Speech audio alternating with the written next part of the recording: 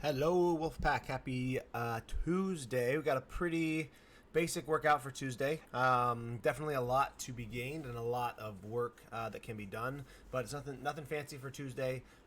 Just some simple squat endurance and then just some gymnastics practice. So, kind of went through our whole front squat, back squat, little progressions where we lowered the weight on the front squats, got some volume on the back squats. So moving forward, we're just going to simplify our back squat cycle, and we're just going to work on some high sets, some high volume, some more leg endurance, and we can kind of start to push a little bit more weight on the back squats since we don't have those front squats in front to add a little bit of fatigue. But we want to keep everything in mind that we had just done with all of the front squat, back squat work, right? We put the front squat in front of the back squat to obviously add some fatigue to make the squats more challenging, but also to perfect and prime that front squat or that squat posture. So since we're not doing the front squats anymore, don't completely disregard all of the work and the positions that we built and the feelings that we felt in the back squats as far as chest angle, squat depth, and then explosiveness out of the bottom. We want to maintain that.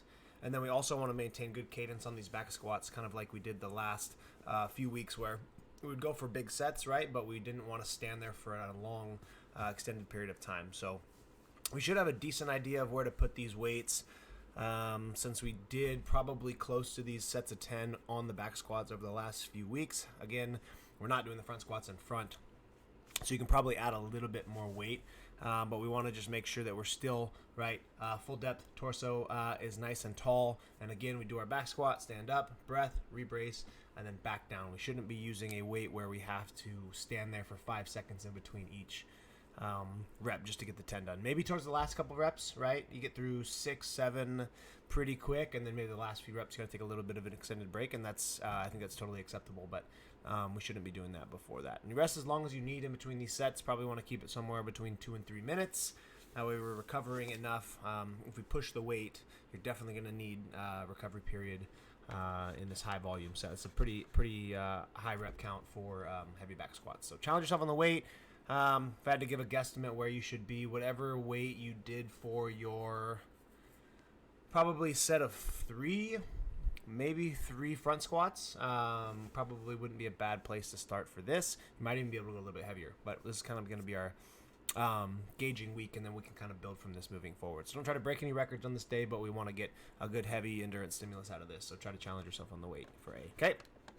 And then the Metcon is just running and gymnastics. It's every 5 minutes. So the way this works out is you have about a minute of the run, maybe a little bit more.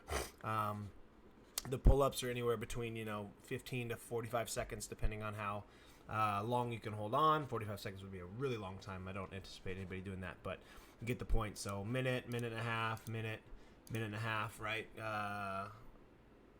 You're looking at 3.5 to 4 minutes probably total here with transitions running in and out of the door. So you should have a minimum of 1 minute in between these sets, right? There's no rest period. It's every 5th minute we start this over. So the goal is to get done with a little bit of time, so you do have that rest period, but we shouldn't be running so fast. It's fatiguing ourselves and affecting our gymnastics.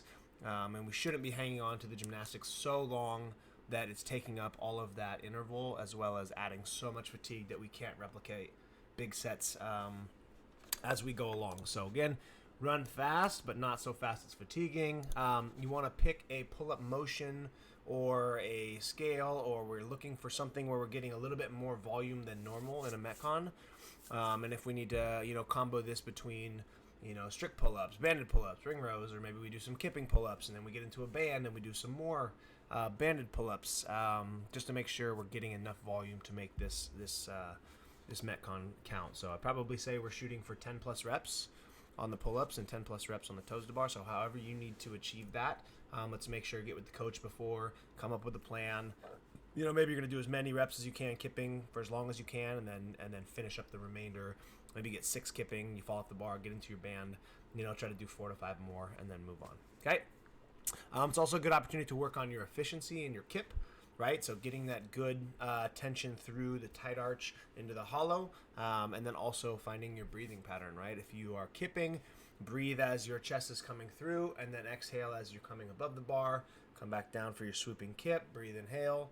This will be the same cadence for the toes to bar. Okay, butterfly pull-ups is a little bit more challenging. You kind of just have to find a way to keep air coming in throughout the entire motion. It's definitely a little bit more fluid, so it's harder to kind of pick and choose your breathing. But if you can try to focus on that along with being as efficient and using your kip as much as possible, and also AMRAP unbroken doesn't mean like to complete failure for this. We want to probably cut yourself a few reps short so you don't completely burn out, and we can get a lot out of these 4 sets. Okay, so run, pull up, run. Same thing on the toes to bar. If we need to couple this, do as many toes to bar as you can.